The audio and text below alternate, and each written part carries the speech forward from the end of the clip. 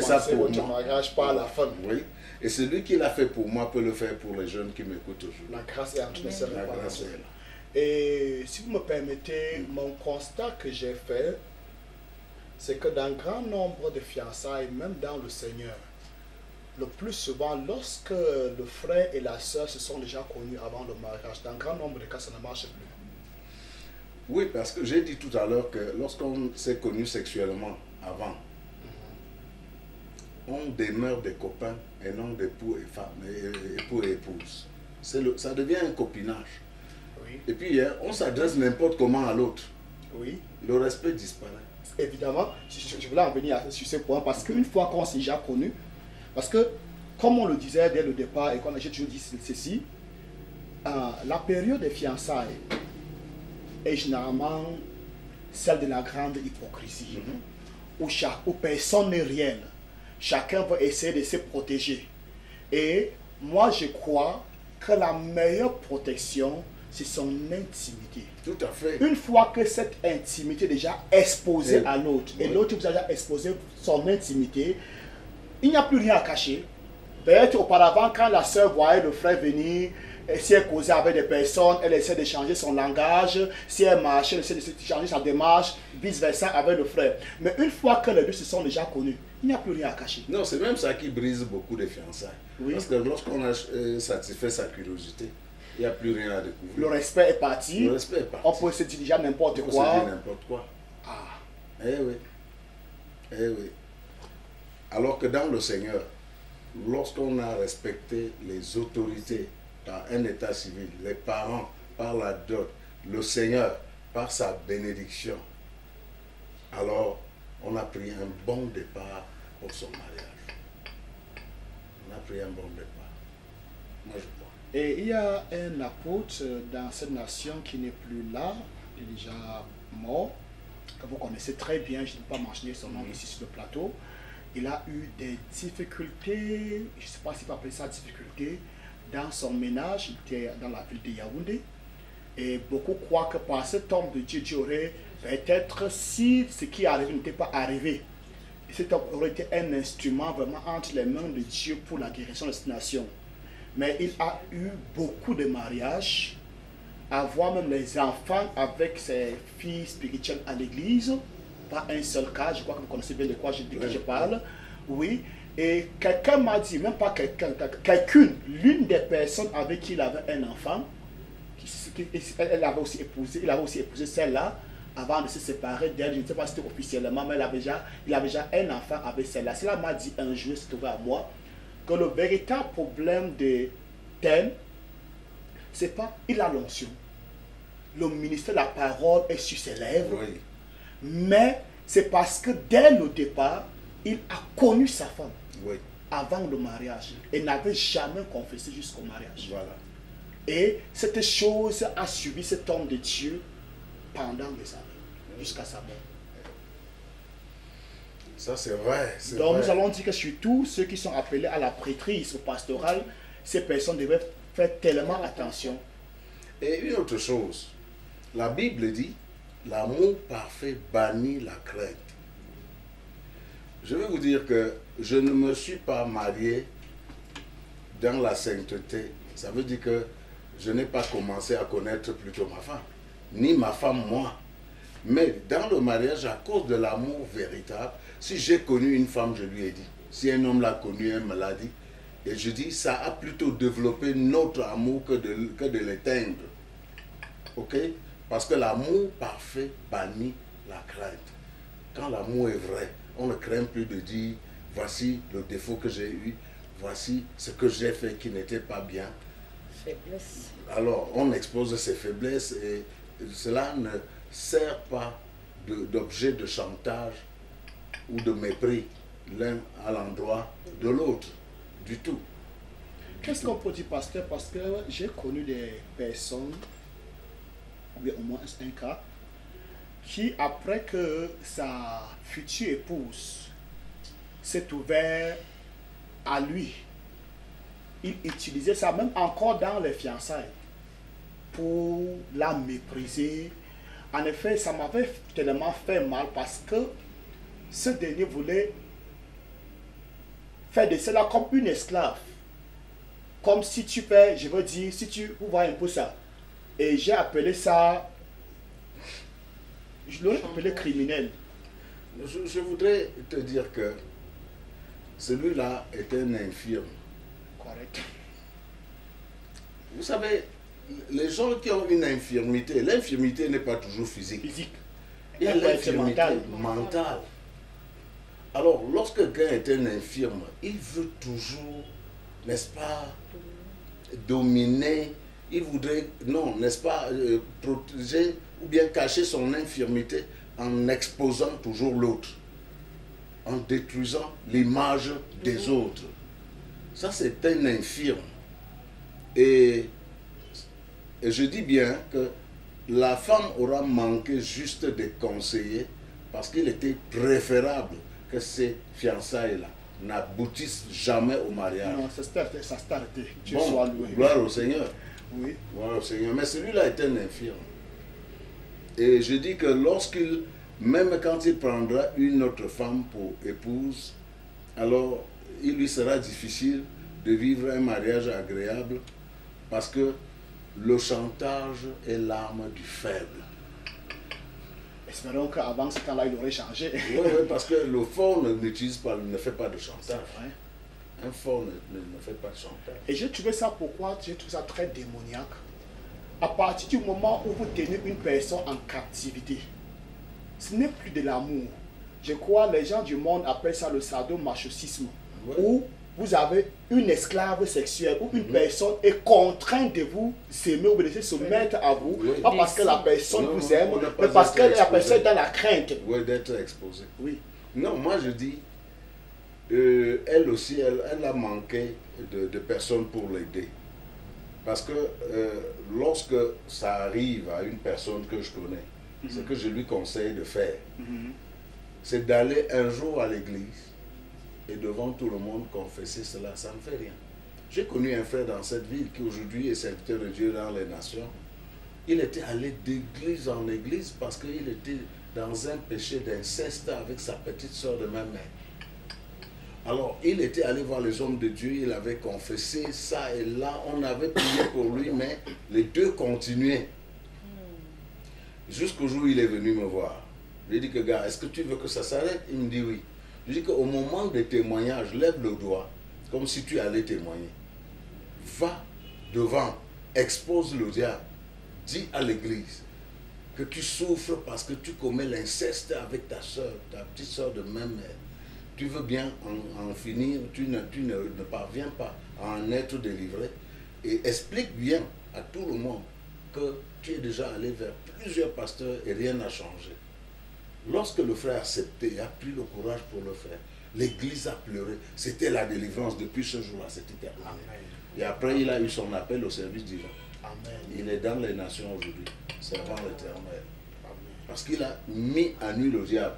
Lorsque tu cajoles, tu cajoles le péché, lorsque tu cajoles le diable, ben alors là, il devient ton maître. Il te détruit de la belle manière. Il vaut mieux. Vous vous souvenez que l'autre jour, j'ai dit qu'une sœur avait dit à celui qui voulait sa main qu'elle avait déjà 2 enfants, qu'elle avait fait une grossesse extra-utérine, qu'elle avait arrosé son lit jusqu'à 25 ans. Et quand le frère est allé dans la prière, Dieu a dit, c'est elle qui est ta femme. Il a fini par l'épouser, toujours la même personne. Il a fini par l'épouser et en réalité, c'est après ça que le frère a été appelé au ministère. Les 2 servent le Seigneur, les 2 sont bénis et Dieu leur a donné 4 enfants malgré qu'elle n'avait qu'une trompe. N'est-ce pas? 2 garçons, 2 filles.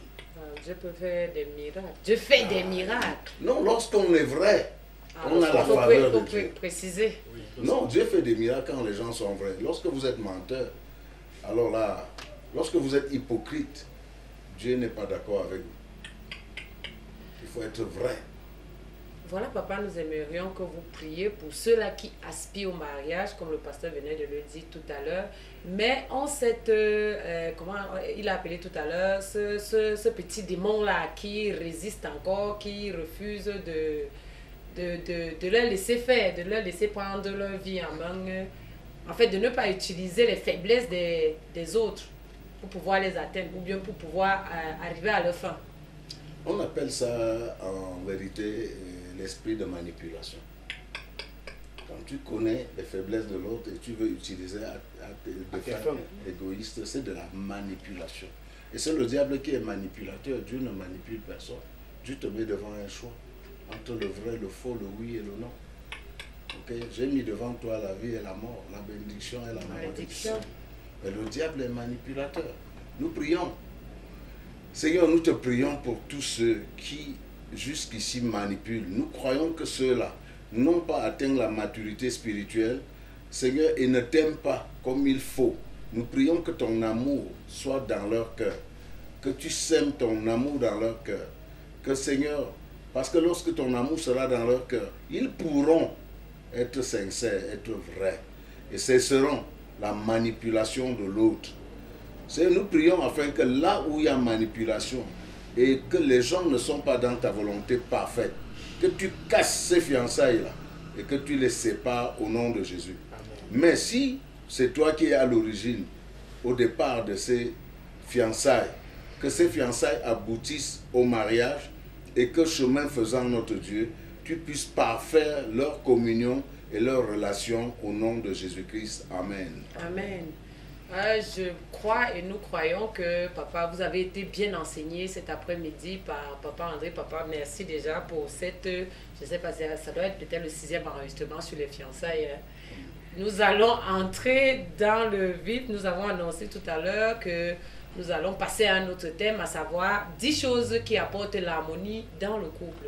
Papa, nous sommes à voler. Les téléspectateurs, les internautes, vous s'écoutent. Merci. Nous allons commencer surtout par la définition du mariage. Qu'est-ce que le mariage? Qu'est-ce que le mariage? Voilà. Je voudrais dire que le mariage est une initiative de Dieu pour le bonheur de l'homme. Le mariage est une initiation divine pour le bonheur de l'homme. Oui. Dieu a initié le mariage pour que l'homme soit béni. Parce que c'est lui qui dit dans Genèse 2, verset 18, « Il n'est pas bon que l'homme soit seul. Je lui ferai une aide semblable à lui. » Donc ce n'est pas Adam qui a désiré se marier. C'est Dieu qui a décelé dans la vie d'Adam le besoin d'une aide. Je ris parce que lorsque j'étais encore à l'école biblique, l'étudiant disait la seule chose que Dieu a fait qui n'était pas bien, c'est quand il a fait l'homme seul.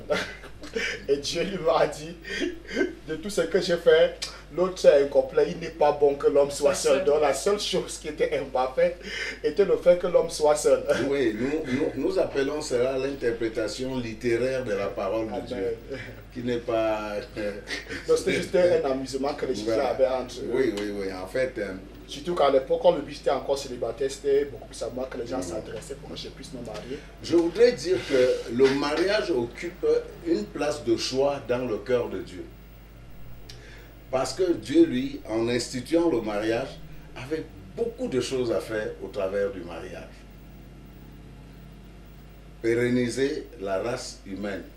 D'ailleurs, la première chose, c'était de sortir l'homme de la solitude. La solitude. 2. Pérenniser la race humaine sur la terre. Non, même pas 2. 2. La satisfaction des besoins physiologiques de l'un et de l'autre. 3. Perpétuer la race humaine. 4. Le service divin. Voilà donc. Papa, je voulais dire, si le mariage, ou bien l'un des buts du mariage était de sortir l'homme de sa solitude, est-ce qu'on peut donc dire que le célibataire est un homme solitaire? C'est vrai, il y a des personnes qui sont devenues eunuques à cause du royaume. Et c'est des personnes, généralement, qu'on peut dire que ces personnes sont mariées à l'église ou sont mariées à Dieu. Mais une personne qui n'est pas engagée à l'œuvre de Dieu et qui décide de ne pas se marier, est-ce qu'on peut dire que c'est un homme solitaire? Non, dire que quelqu'un a décidé de ne pas se marier, c'est surprenant, c'est faux. Soit il est sous le joug de la colère de Dieu, soit il est sous le joug, oui, soit il est sous le joug de l'emprise du diable, il est sous l'emprise du diable, soit il est sous le joug d'une culpabilité qui ne dit pas son nom. Parce que j'ai rencontré quelqu'un qui, étant normal, avait passé sa jeunesse, était allé voir un médecin pour prendre un certificat médical déclarant qu'il est stérile. Et avec ça, il grossissait les filles. Et quand les filles venaient à lui, il les envoyait, il leur brandissait son certificat médical pour dire « Je ne peux pas vous prier, je suis impuissant. » Lorsqu'après, devenu grand et bien, avec assez d'argent, il a voulu se marier et procréer, rien n'a plus marché. Punition alors. Demeurant viril, mais aucune femme ne pouvait l'accepter. Une malédiction, rien. Alors en fait, il est sous la colère de Dieu. Parce qu'il a passé le temps à faire des crimes. Il a poussé les filles à avorter. Parce qu'il disait, il n'est pas l'auteur de la grossesse. Il leur disait ça. Avec un certificat médical. Étant conscient, il me l'a confessé. Ce n'est pas une histoire qu'on m'a racontée. Il n'est pas mort. Il est vivant. Il est un frère en Christ. Et il pouvait rendre certaines filles à la folie, il pouvait amener certaines filles à la folie. Parce que je prends le cas d'une fille qui sait que bon, voici le seul homme que j'ai connu. Et il brandit un certificat médical. Alors, l'enfant, si c'est quoi? C'est. Je l'ai eu où? La Vierge Marie encore ou bien est-ce qu'il y aura encore une autre Vierge Marie? Donc, c'est comme pouvait pousser des filles à la dépression. Non, je dis, il pouvait pousser les filles au suicide. Au suicide. Mais tiens, Seigneur, je n'ai pas connu. Non, c'est pour vous dire qu'il y a des vraiment. Quand quelqu'un vous dise qu'il a décidé de ne pas se marier. Et je vous assure, papa, un jour à la télé, je crois pas 2 fois, j'ai reçu cet appel. Je n'ai prêché même pas sur le mariage du mois, je n'ai jamais prêché sur le mariage de la télé, à la télé. Excusez. Et quand il m'appelle, il me dit, pardon, j'ai aujourd'hui plus de 50 ans. Je n'ai jamais été marié un homme. Je n'ai jamais vécu. Pardon. Il disait, je n'ai jamais vécu ma vie avec une femme. Oui. Même copain, copine, je n'ai jamais fait. Plus de 50 ans. Oui. Pasteur, prie pour moi. Oui, oui. En fait, j'ai eu un de 50 ans venu d'Europe qui n'avait pu obtenir la main d'aucune fille de sa vie. Et il travaillait. Il était en Europe. Mais le problème, c'est qu'à sa naissance, la marraine, ou encore, oui, la marraine de sa mère, qui était une sorcière, l'avait épousé spirituellement. Et le gars ne pouvait pas se marier physiquement. La marraine l'avait épousé spirituellement. La marraine de sa mère l'avait épousé spirituellement. Et physiquement, il ne pouvait pas se marier. Quand il y a un mariage spirituel, c'est un obstacle au mariage physique. Et même quand il y a un mariage physique, vous pouvez connaître des avortements. Vous avez des problèmes sans tête ni queue. Parce qu'il y a une troisième personne au milieu de vous. Et je voudrais dire que le mariage spirituel, ce n'est pas une histoire d'acte sexuel.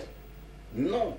J'ai connu un cas que j'ai conduit à la délivrance d'un monsieur de 40 ans qui avait, n'est-ce pas, qui avait été né à l'hôpital régional de Bafoussa. Alors, la sage-femme, la matrone de l'époque, avait admiré le bébé et l'avait épousé spirituellement. Et le gars a atteint donc 40 ans, incapable de se marier à 40 ans. C'est pendant la délivrance que cette femme qu'il avait épousée spirituellement s'est manifestée, a dit, mais vous me chassez que j'ai où c'est mon mari. Je dis, mais ton mari, tu l'as eu comment? Ton mari, tu l'as eu comment ça? Non, non, écoute, moi quand j'étais sage-femme, sa mère est venue accoucher. Quand j'ai accouché cet enfant et je l'ai vu très beau, moi je l'ai épousé. C'est mon mari, c'est pour ça qu'il ne va pas se marier. Le gars est universitaire, le gars est un beau garçon, mais il ne peut pas se marier. Donc, celui de 50 ans est venu, et c'est ce que le Seigneur m'avait révélé, c'est que la marraine de sa mère l'avait épousé spirituellement. C'est quand j'ai procédé à sa délivrance que ce monsieur a pu obtenir la main d'une femme avec qui il s'est marié. 50 ans après. 50 ans après. Donc, il a fallu l'intervention du Seigneur dans sa vie. S'il Tout ne à fait. s'était pas confié ou bien s'il Voilà. n'avait pas soumis ce problème à un aîné dans la foi. Et ils sont nombreux qui ne se marient pas et ne comprennent pas que c'est une histoire purement spirituelle, Spirituel, une malédiction. une malédiction ou encore une possession démoniaque. Parce que généralement, papa, dans nos églises, on pense le plus souvent que quand on parle du célibat involontaire, c'est juste un problème de femmes. Et pourtant, il y a aussi des hommes qui sont sous le Sous joug le joug du célibat involontaire. involontaire. Un homme de Dieu que j'ai déjà reçu ici à l'église, je crois que c'était, s'appelait Conchu, évêque Conchu, vous vous souvenez de cet homme? Évêque Conchu, j'ai reçu un homme de Dieu à l'église, et il nous faisait comprendre que il avait constaté que tous ses oncles, déjà devenus âgés, n'étaient pas mariés. Ses oncles étaient obligés de les envoyer chercher l'eau. C'est la maman qui doit préparer pour que les oncles mangent. Pas une seule personne, pas deux personnes. Et à un moment donné, il regarde à sa vie, il regarde la vie de tous ses frères, de tous les cousins. Personne n'est marié. Dans un bar, étant encore non-croyant, c'est là où il prend une bouteille, il casse la bouteille, il dit que quelque chose doit changer. Il commence à avoir peur de l'avenir, vu ce qui est arrivé déjà à ses oncles. Et c'est dans ce contexte qu'il va donner sa vie au Seigneur. Et cette puissance doit être brisée. Et il nous faisait comprendre qu'il était le premier dans sa famille à se marier. Oui, bon, il y a plein de choses là-dedans. Je dis, bon, nous pouvons continuer. Je dis qu'il y a le célibat involontaire. Il est masculin, il est féminin, mais il est célibat involontaire. Ça vient souvent, ça vient parfois de la lignée. Hein. C'est parfois héréditaire, c'est parfois les conséquences, n'est-ce pas,